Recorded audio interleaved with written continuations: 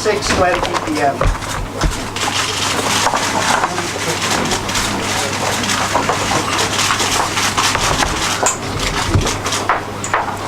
Hi, good evening. My apologies for the time limit, but I have to catch a flight back to the Philippines tonight. Let me start by saying that the initiative to bring the conflict to a resolution actually started in the meeting of the Hong Kong Chief Executive in the APEC when he met with our President. I was actually present in that meeting, and the Hong Kong Chief Executive, C.Y. Leong, and our President agreed that we will both, the Hong Kong government and the Philippine government, work towards a complete resolution of the situation.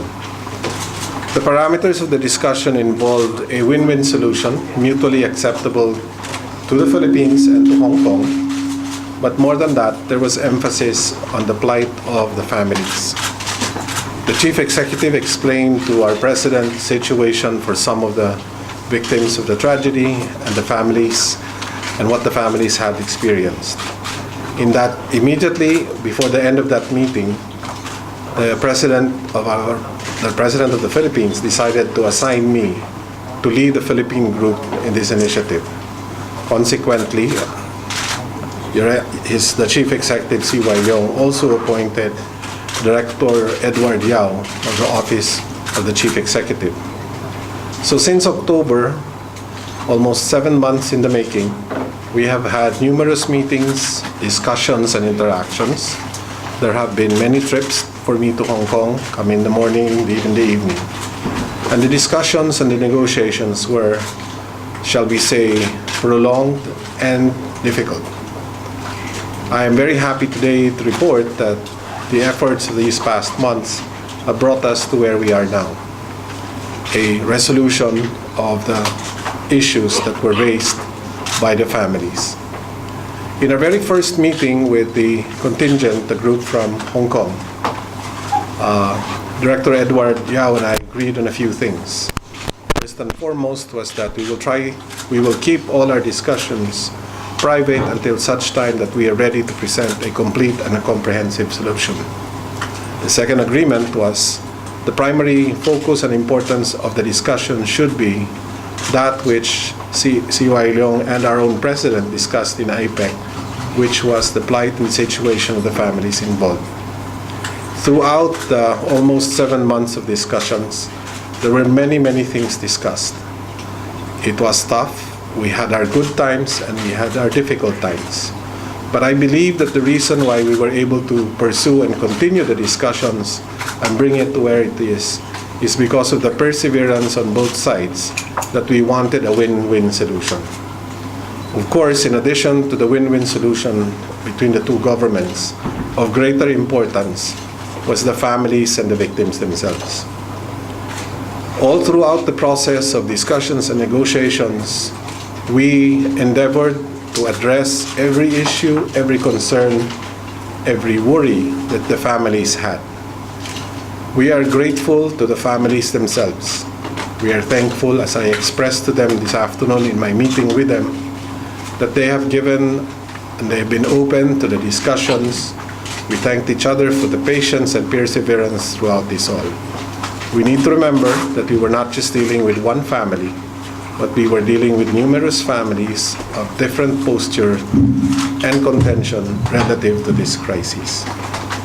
There were basic demands, and we went through each one of them. We discussed in great detail what were the basis for these requests, what was the spirit behind these issues, and we are happy that we have brought to resolution all of the items that were presented forward. I am very grateful to the Hong Kong government, in particular to the Chief Executive, C.Y. Leong, to the Director of the Office of the Chief Executive, Edward Yao, who became my counterpart as lead negotiator for Hong Kong. Of course, Secretary for Security, T.K. Lai, who had a personal as well as a functional relationship to the issue, having been there at the time of the incident. We are grateful also to the Undersecretary for Security, John Cassius Lee, the Permanent Secretary, Alice Lau, Deputy Secretary for Security, Maggie Wong, the Assistant Secretary for Security, Amy Wong, all the support staff who assisted.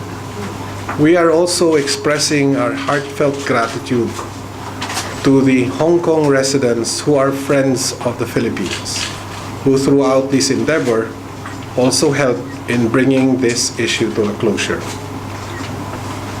We are grateful to the Hong Kong government for having taken the lead in making sure that the interaction between the Hong Kong government and the Philippine government was appropriately relayed to the families, making sure that the concerns, the issues of the families were also brought to the table so that we could discuss it appropriately. I believe that today's special event was made possible because everyone decided we will all work together. I also want to thank, in particular, our own team from the Philippines. We have been ably assisted by our team from our Department of Foreign Affairs. I want to acknowledge the contributions of Assistant Secretary Maria Teresa Lazaro, who has recently been appointed as the Philippine Ambassador to France. She was part of the original team when we started discussions almost 7 months ago. I would like to thank also Assistant Secretary Natividad of the Department of Foreign Affairs. Here in Hong Kong was former Consul General Noel Servigon, who was with us when the discussion started in the first few months before he was assigned back to the Philippines. Subsequently, Deputy Consul General Rosana Villanueva took over, and she played also a key role in all of the interactions that we have had here. Always accompanying me in all my trips to Hong Kong from the Department of Foreign Affairs also is Director Eileen Menjora Rao. And there was an assistance also from Attorney Edla Lazaro, as well as Vice Consul Fatima Guzman. From my own office of the Cabinet Secretary, I want to acknowledge and thank Director Chris Lumanlan. I'm sure there have been many questions among you about the role of our Mayor, former President Erap in the discussions. I wish to clarify that while the discussions in Bali were happening, there were also initiatives started by the City of Manila to bring this issue to closure.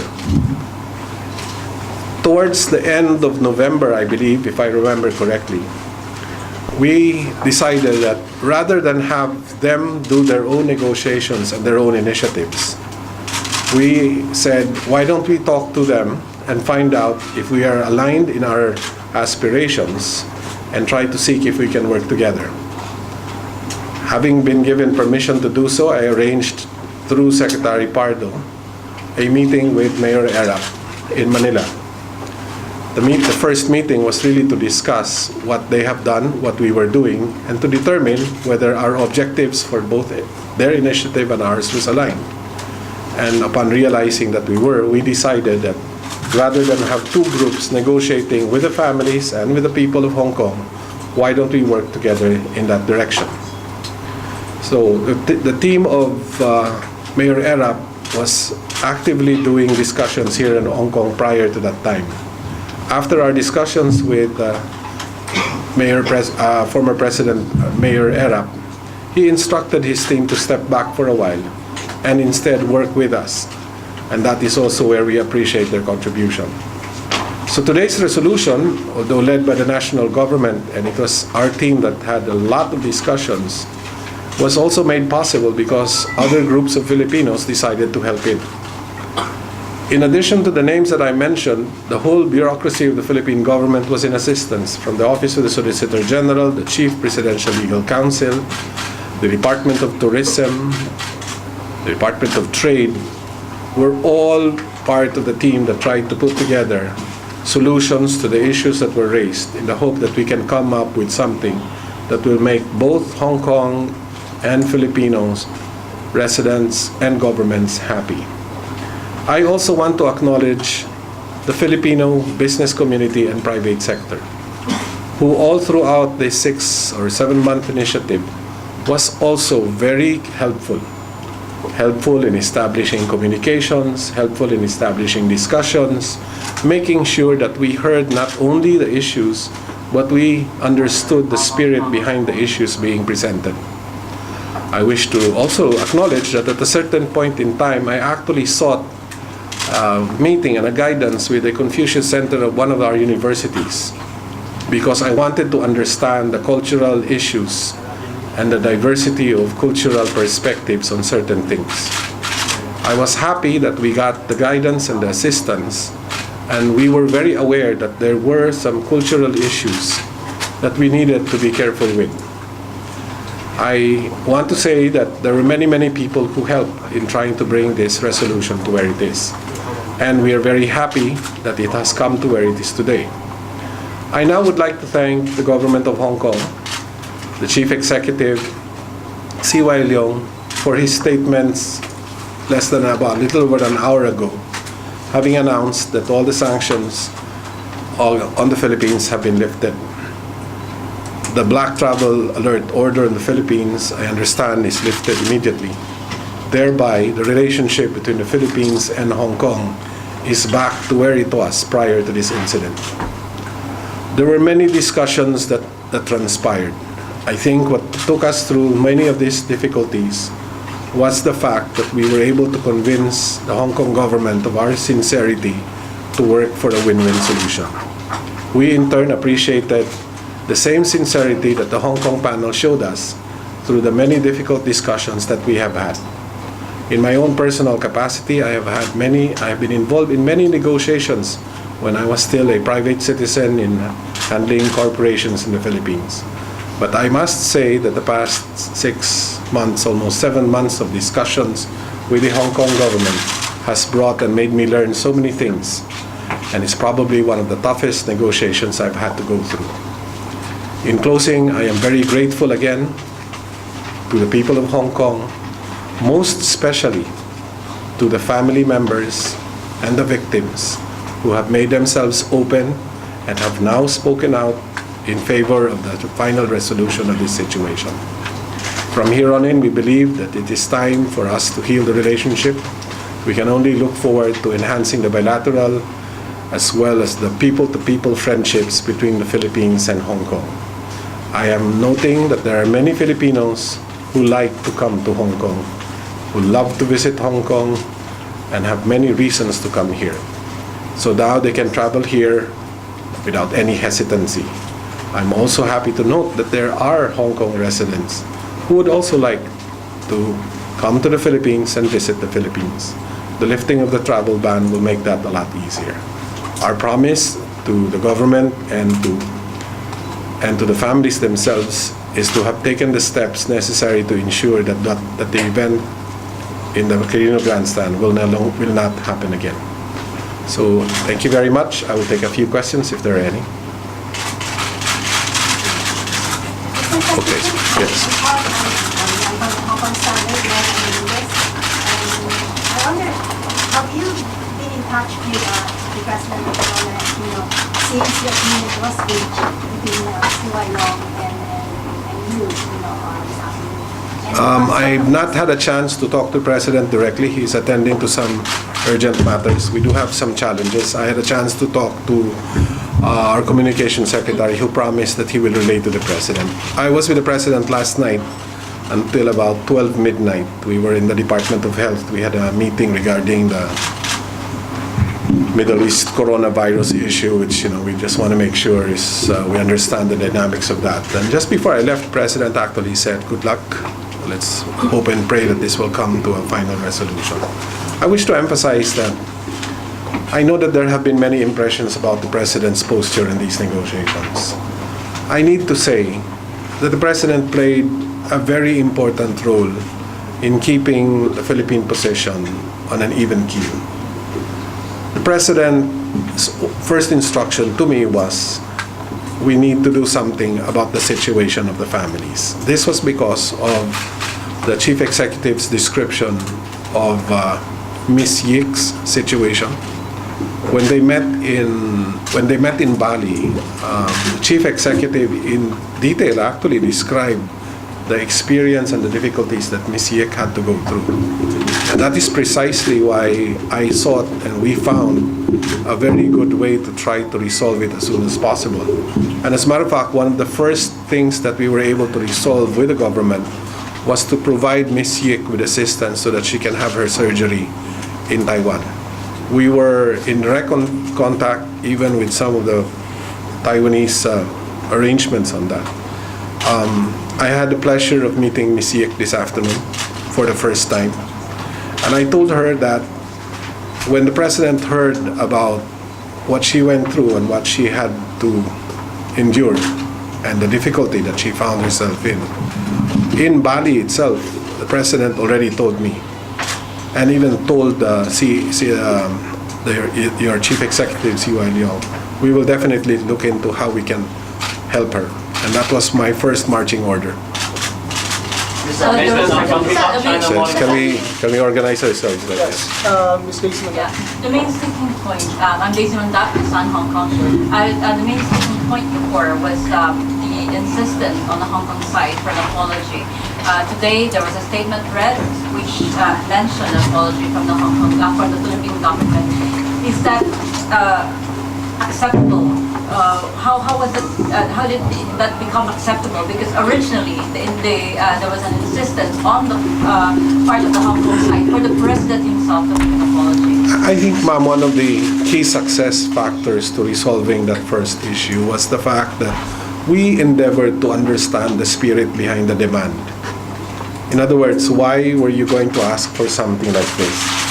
And there were many discussions on our part. It was a challenge on how to satisfy that in the context of what was the spirit behind that issue.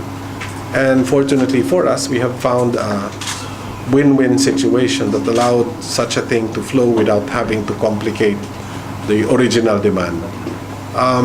In my meeting with the families this afternoon, I explained to them why what they originally wanted was not possible. And I believe they understood the complexity and that there's a technical complexity to that which was originally requested. But I think what we should celebrate is that they have accepted what has been done. I believe as we speak here today, Mayor Erap, former President Erap, is in a hotel having a press conference, also reading all his statements and all the resolutions that they've done. So we would like to make sure that we can be sure that that has been attended to. The family members have said in public that you used the wording apology and sorry in the private meeting, in the closed door meeting. And can you repeat it again? What wording will you use for the apology? The words that there were many statements, not just by me, but by former Mayor Erap Estrada also. So the official letter from our police director, I believe a copy of which has been released, sorrowful regret and the sympathies. We're not saying it that way. It's just that there's a whole. There's my test.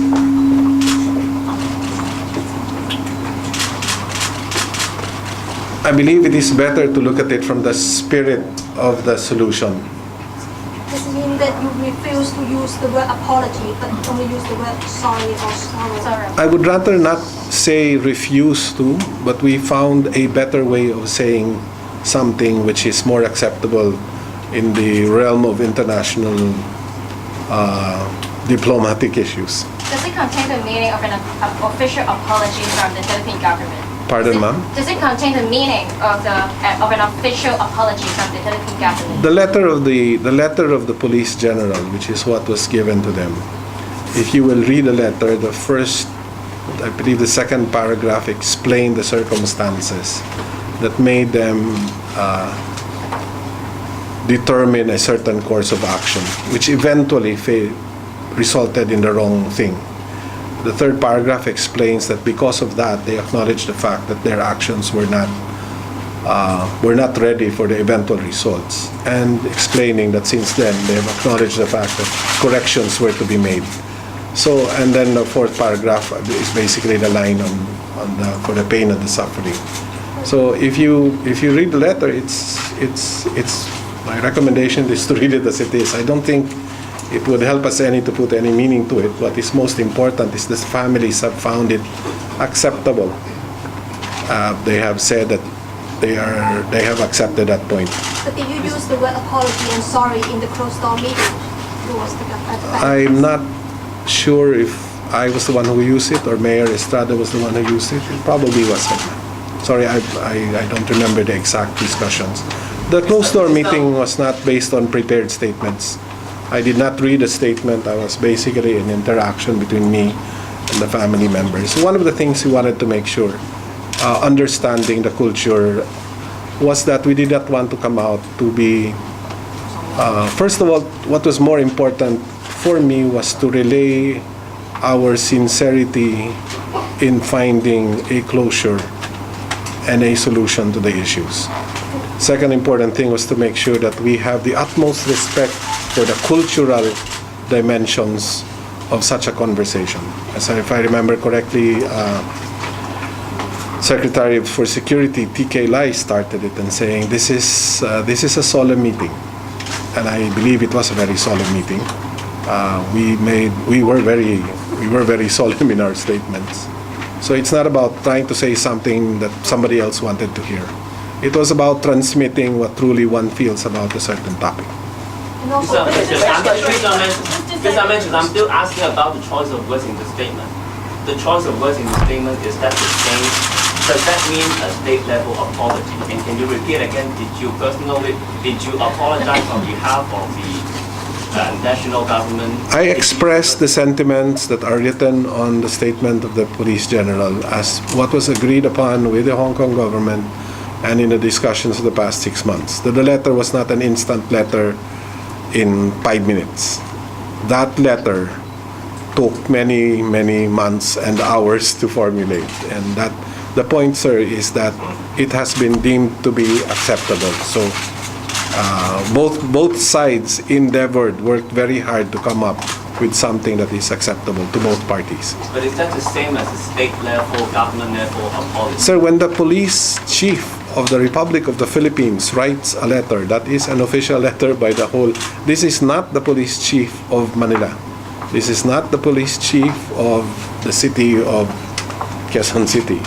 He is the Director General of the Philippine National Police Organization. He's the highest ranking police official.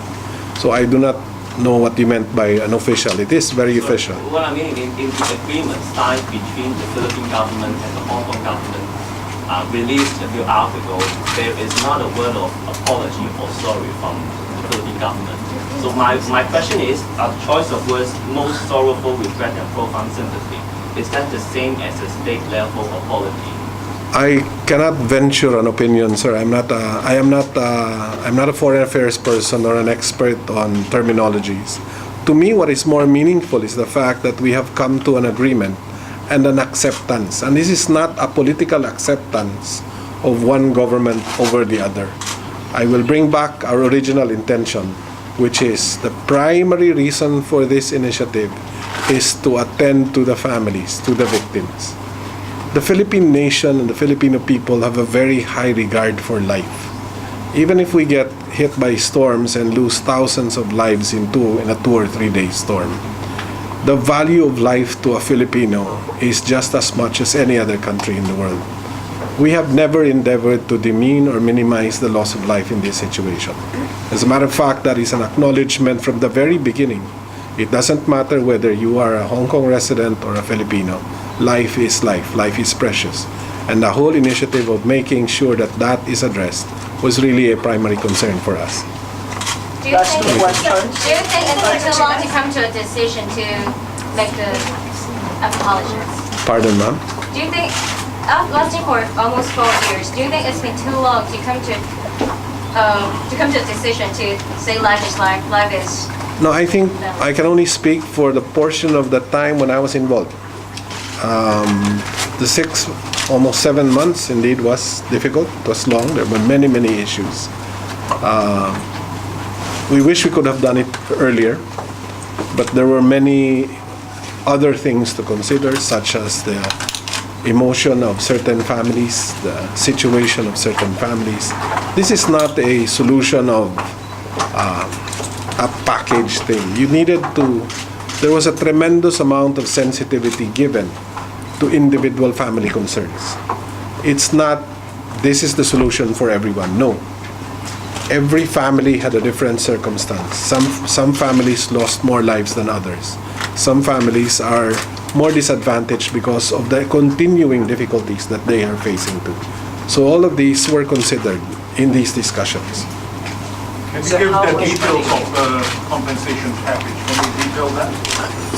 Sir, I have to correct that issue of compensation package. Both sides accept the fact that no amount can ever pay for the life of a person. That is not accepted in the culture of the Chinese culture. I'm told that's not acceptable. In the Philippine culture, that's not acceptable.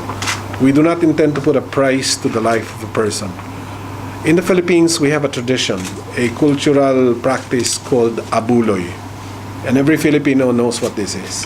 When a person dies in a community, in a town, there is normally, you may even find a donation box at the door of the house. Why? Because the context of abuloy is to share a portion of one's resources to the bereaved family. It is not and can never be seen as compensation.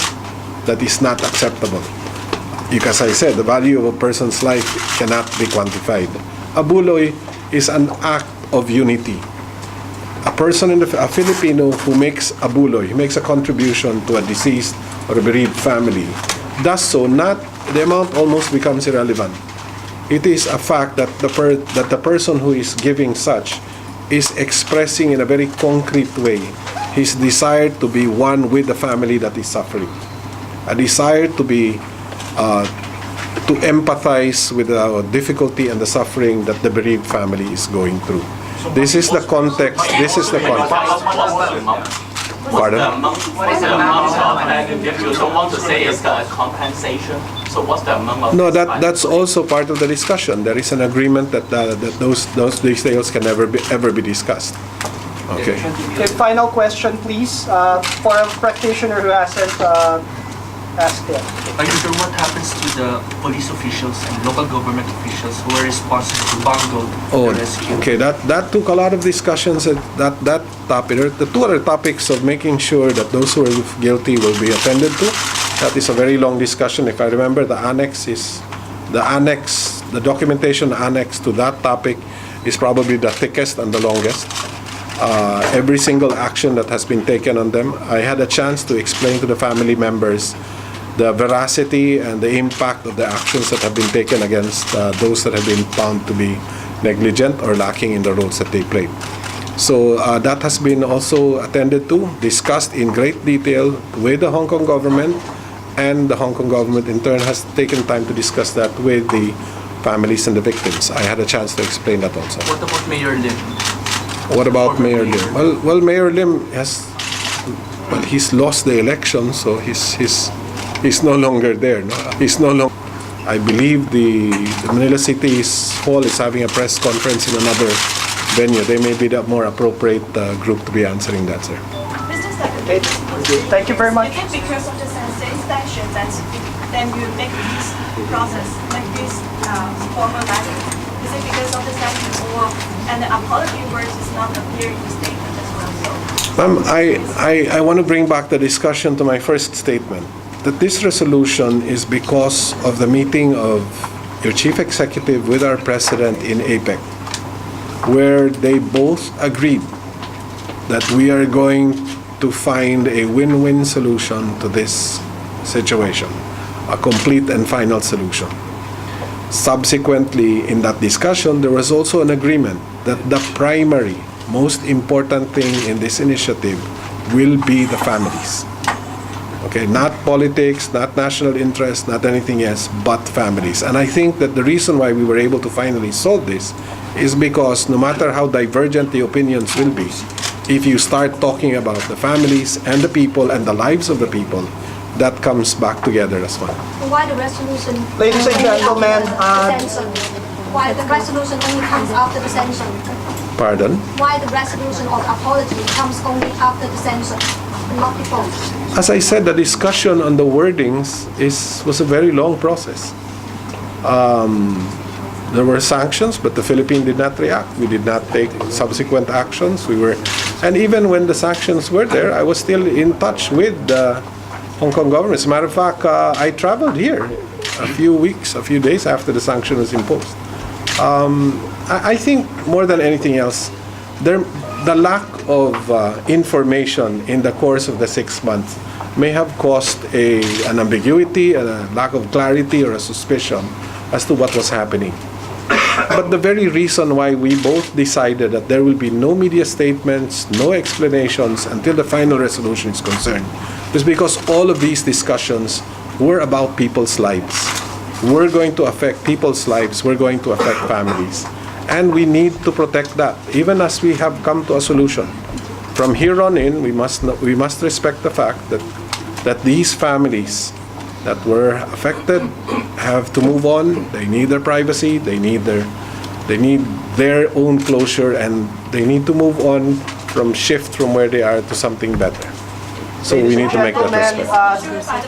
Ladies and gentlemen, the Secretary has to carry this slide. Why does the word apology does not appear in the statement signed by the Hong Kong government? With the Manila government, CEO. Excuse me, the Secretary already has to catch this slide.